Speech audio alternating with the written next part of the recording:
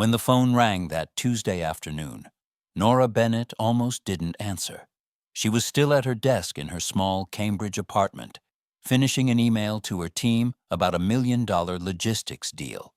Her name, Nora Bennett, Vice President of Regional Operations, appeared on contracts across 5 countries. But not even her own son knew that. "Mom?" Ethan's voice came through the receiver, hesitant, nervous. It was the same tone he used as a boy whenever he had broken something. I need to ask you a favor." Nora leaned back in her chair, sensing the tension. "What is it, sweetheart?" "Well," Ethan hesitated, "Sam's parents just arrived from California. They'd really like to meet you. We made a reservation at, L'Etoile, that fancy restaurant in Beacon Hill, Saturday night. Could you come?" She smiled softly. "Of course. But why do you sound like you're asking for a kidney?" He exhaled sharply. "It's just, I told them you work in an office, that you live alone, that you're simple. They don't really, know much else." Silence stretched between them. Nora could hear the faint hum of traffic outside, the clatter of her neighbor's dishes. The word simple echoed in her head like a bruise pressed too hard. "I see," she said finally, her voice calm but cold underneath. "Well then, I suppose they'll get to meet exactly the woman you described." After hanging up, Nora stared at the muted city skyline through her window. She had spent 30 years climbing her way up from a receptionist's desk to a corporate boardroom, surviving layoffs, politics, and men who thought her too gentle to lead. She had raised Ethan alone after his father walked out when he was 2. Every step she'd taken had been for him, so he'd never know the fear she once did, of eviction, of empty cupboards, of being looked down on.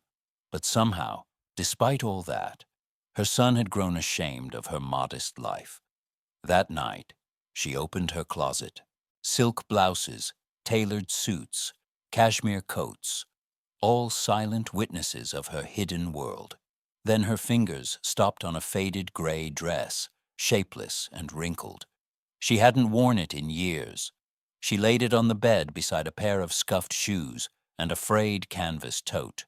"If they want a poor woman," she murmured, "they'll get one." She tied her hair into a messy ponytail, scrubbed away the faint sheen of her usual lipstick, and looked at herself in the mirror. The reflection staring back was ordinary, almost invisible. A woman broken by life, not built by it. Perfect. Saturday came colder than expected. The autumn wind swept through the Charles River bridges as her taxi rolled toward Beacon Hill. Outside the restaurant, glowing lanterns lit up elegant coats and sparkling jewelry. The doorman's white gloves gleamed under the light. Nora took a deep breath before stepping out. Inside, everything shimmered. Marble floors, golden chandeliers, the soft murmur of wealth. Her son stood near a corner table, straight-backed, anxious. When he saw her, his smile faltered. "Mom," he whispered, his eyes darting over her plain dress. "You came." "Of course, darling," she said gently. "You invited me." Next to him, Samantha looked radiant in cream silk, her golden hair falling perfectly over her shoulders. But the glow on her face froze when she saw Nora's outfit. Behind them sat the Caldwells, Linda in a sequined emerald gown, Gregory in an immaculate gray suit. They looked like a magazine spread about people who never had to worry about anything. Nora approached the table slowly. Samantha greeted her with a brief mechanical kiss on the cheek. "Nice to see you, Mrs. Bennett," she said, voice tight. "Please," Nora replied softly. Just Nora. Linda looked her up and down, the smile on her face sharp as glass. "Ah, so you're Ethan's mother," she said. "It's wonderful to finally meet you." Her hand was cold and perfunctory, like shaking the hand of a banker, not a mother. Gregory nodded without standing. No one offered to pull out her chair. No one asked if she wanted water. The air at that table was perfectly climate-controlled, Yet Nora felt the chill of something deeper, judgment disguised as politeness. As she settled in, she caught Linda leaning slightly toward her daughter and whispering under her breath, just loud enough for Nora to hear, "Beacon Hill isn't exactly a soup kitchen." Nora's heart gave a slow, deliberate beat. She smiled faintly, lifting her menu as though she hadn't heard. Inside, she already knew. The test had begun. The waiter brought the menus printed in cursive French, each page heavy as a legal document. Nora opened hers and pretended to study it, even though she already recognized half the dishes. She had attended business dinners in Paris for years, but tonight she wanted them to believe she couldn't pronounce coq au vin. Linda's voice slid across the table like cold butter. "Would you like me to help you with the menu, dear?" Nora smiled shyly. "Yes, please. I'm not sure what anything means." Linda nodded to the waiter, without taking her eyes off Nora. "She'll have something simple," she said. "Nothing too extravagant. We don't want to overdo it." The words hung in the air, dressed as kindness, but dripping with condescension. Gregory chuckled softly, swirling his $200 Bordeaux. Samantha looked down at her napkin. Ethan's jaw tightened, but he said nothing. When the food arrived, artful arrangements of color and air, Linda began her next performance. "This steak," she said, cutting it delicately, "costs $80, but quality is worth paying for. One shouldn't just eat anything." "Of course," Nora murmured, nodding as if impressed. They went on, weaving money into every sentence. The hotel they stayed at, $1,000 a night. The store where they shopped, just a few thousand, nothing major. The European vineyards they'd visited, the private car service. The words piled up like currency bricks, walling Nora off from them. Finally, Linda leaned forward with a tone that feigned concern. "So, Nora, do you live alone? That must be hard at your age." "I manage," Nora said quietly. "And your salary," Linda continued. "Does it cover everything? Boston is expensive, especially when you're, well, by yourself." Ethan shifted uncomfortably. "Mom's fine," he said quickly. Linda gave him a polite smile. "Of course, I'm sure she is. I just admire people who keep going even when life is limited." Nora let out a soft chuckle, though her pulse was starting to drum in her ears. "Limited?" she asked. Linda waved a hand. "Oh, you know what I mean. Humble circumstances. I think it's brave." Gregory nodded, chewing. "Not everyone can make it on a small income. It's respectable that you try." Respectable. Brave. The words stung more than insults ever could. Nora looked at her son, his eyes flicking between shame and silence, and decided to stay quiet. She had come here to see their true faces, and now she saw them clearly. Dessert arrived, gold-dusted cake the size of a biscuit. As the waiter poured more wine, Linda clasped her hands together. "Since we're all family now," she said, "I think it's important we talk about something openly." Ethan froze. "Mom, maybe—" "Let me finish, darling." Linda smiled sweetly. "Gregory and I love you both dearly. We only want stability for your marriage. But we also feel Marcus," she corrected herself, "Ethan, shouldn't have unnecessary burdens." "Burdens?" Nora repeated softly. Linda hesitated only a second before continuing. "At your age, living alone and working modestly, I imagine it must be difficult. Ethan feels responsible for you, which is admirable, but it might create strain for the newlyweds. We'd like to help." Her tone sugar-coated the knife. "We could give you a small monthly allowance, say $500 or $700, to make things more comfortable for you. That way Ethan doesn't have to worry so much. You'd have independence, and they'd have their space."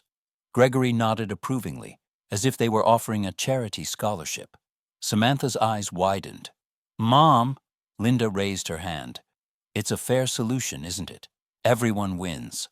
For a moment, the clinking of glasses around them faded. Nora's world shrank to the three faces in front of her. Linda's smug smile, Gregory's self-satisfied nod, and Ethan's silent mortification. She picked up her napkin and wiped her lips slowly, the movement deliberate, precise. Then she looked straight at Linda. "That's very generous of you," she said, her voice smooth as silk. "But I'm curious. How much exactly do you think my dignity costs?" Linda blinked, startled. "I beg your pardon?" Nora tilted her head.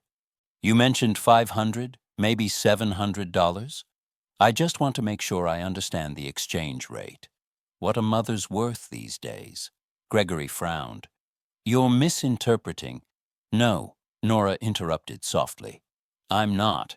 You've spent the whole evening calculating my value. It's only fair I confirm the price." The table fell silent. Even the jazz music seemed to hush. Ethan whispered, "Mom, please." Nora gave him a reassuring glance, then smiled sweetly at Linda. "Don't worry. I'm not offended. I just never knew love came with a budget cap." Linda's painted lips trembled, her composure cracking for the first time. "I think you're taking this the wrong way." "Oh, I think," Nora said, her voice calm but razor-sharp. "I'm taking it exactly the way you meant it." And with that, she leaned back in her chair, folded her napkin neatly, and waited. The storm had arrived, and she was done pretending it wasn't raining. For a long moment, no one at the table moved. The silverware gleamed under the golden light, untouched. Nora's voice had shifted something in the air, as if a storm cloud had finally broken the ceiling of civility. Linda adjusted her necklace, trying to regain control. "Let's not be dramatic, Nora. We were only offering help. That's what families do." Nora smiled faintly. "Families support each other, yes. But what you offered wasn't support. It was containment. You wanted me comfortable enough not to embarrass you, but quiet enough not to exist in your world." Gregory set down his wineglass with a click. "Now hold on. You're twisting this. We were being generous." "No," Nora interrupted, her tone razor-thin but steady. "You were being transactional." Her calmness unnerved them. She folded her napkin and placed it gently on the table. Then, in a voice that filled every inch of the room, she said, "You've spoken so much about money tonight. How much things cost, how much you've spent, how much you own. So allow me, just this once, to talk about value." She leaned forward slightly, the gentle glow from the chandelier cutting sharp lines across her face. 40 years ago, I was a receptionist. Minimum wage, 2 meals a day, a baby at home, and no one to help me. I studied at night while my son slept, took classes, learned accounting, English, leadership, until I climbed higher. Not by inheritance, not by marriage, by grit. I became the vice president of regional operations for a global corporation. I lead over 10,000 employees. I sign contracts worth hundreds of millions, and I earn $40,000 every single month. The room went dead quiet. Even the waiter froze mid-step. Ethan's eyes widened, disbelief and pride fighting in his chest. "Mom, why didn't you ever tell me?" "Because," she said softly, turning to him, "I wanted you to grow up humble. I wanted you to value effort, not money. But tonight, I realized humility is wasted on those who mistake it for weakness." Linda blinked rapidly, color draining from her face. "You're saying you earn?" "Yes," Nora replied coolly. "And I've invested every cent wisely. The car I don't drive, the mansion I don't flaunt, the jewelry I don't need. They're all sitting quietly in my portfolio. You thought I was poor because I don't shout my wealth. That's your mistake, not my disguise." Gregory's voice cracked. "That's impossible. We would have known." "You would have, if you ever looked at people beyond their clothes," Nora said. Linda's painted smile returned, though shaky. "Well, even so, there's no reason to humiliate us. This dinner is ridiculous." "Ridiculous," Nora said, standing slowly, her voice calm and cutting. "You spent 2 hours humiliating me, and I let you, because I wanted to see who you really are when you think no one important is watching. She reached into her worn canvas bag and took out a black platinum card. It shimmered faintly under the chandelier light as she set it down in front of Linda. "This," Nora said, "is my corporate centurion card. No limit. It pays for entire departments, international travel, and tonight for this dinner." Linda's mouth parted slightly, her hand trembling. "You don't have to." "I insist," Nora said smoothly. "Consider it a small token from the poor woman you pitied." The waiter appeared almost on cue. Gregory cleared his throat and pulled out his own gold card, eager to reassert control. "Please, I'll take care of it," he said. A minute later, the waiter returned. "Sir, I'm sorry. This card's been declined." Gregory blinked. "That's impossible. Try again." He handed another one. The waiter left, then returned, apologetic. "This one too, sir." Linda's cheeks burned crimson. "It must be a system issue," she stammered. Nora tilted her head, the faintest hint of pity in her smile. "Happens sometimes. Banks are unpredictable, especially when pride's overdrafted." The waiter turned to her. "Ma'am?" Nora handed him her centurion card. "Put the bill here, and add a generous tip. These servers have witnessed more honesty tonight than the rest of us combined." He nodded reverently and disappeared. The silence that followed was deafening. When he returned, receipt in hand, he said softly, "Everything's settled, Miss Bennet. Have a lovely evening." Linda looked at the black card on the tray, as if it were radioactive. Nora picked it up, slid it into her old wallet, and smiled. "Thank you," she said to the waiter. Then she turned to the Caldwells. "Money doesn't buy class," she said quietly. "It only rents the illusion of it." She picked up her faded tote bag and looked at her son. "Come, Ethan. I think I've overstayed my welcome." And with that, she walked out, leaving behind nothing but the echo of her heels, and a room full of people who had just learned what real power sounded like. The night air outside the restaurant was crisp, slicing through the silence that clung to Nora and her son as they stepped into the street. Beacon Hill shimmered behind them, its polished facades, its illusion of class, and Nora finally let out a long breath she hadn't realized she'd been holding. Ethan walked beside her, his steps uncertain, his voice barely above a whisper. "Mom, I don't even know what to say." "You don't have to," she replied softly. "Just promise me one thing. Never mistake silence for weakness again. Sometimes silence is the sharpest weapon we have." They stopped under a street lamp. The glow painted them both in gold. For the first time, Ethan saw his mother not as the quiet, frugal woman who cooked him dinner every Sunday, but as a force who had fought the world with quiet steel and never told anyone about it. "I'm proud of you," he said, his voice cracking. "And I'm sorry for believing the picture they painted of you." Nora smiled. "Don't be. You needed to see the difference between what shines and what truly glows." 3 days passed before Samantha appeared at Nora's door. Gone were the designer heels, the flawless makeup, the performative grace. She wore jeans, a plain sweater, her hair tied back. When Nora opened the door, Samantha's eyes were rimmed red, her voice trembling. "May I come in?" Nora stepped aside. "Of course." Samantha sat on the couch, glancing around the small apartment. The modest furniture, the worn rug, the shelves lined with books instead of trophies. "It's so peaceful here," she murmured. "It's honest," Nora replied, pouring her a cup of tea. "Peace often lives where pretense dies."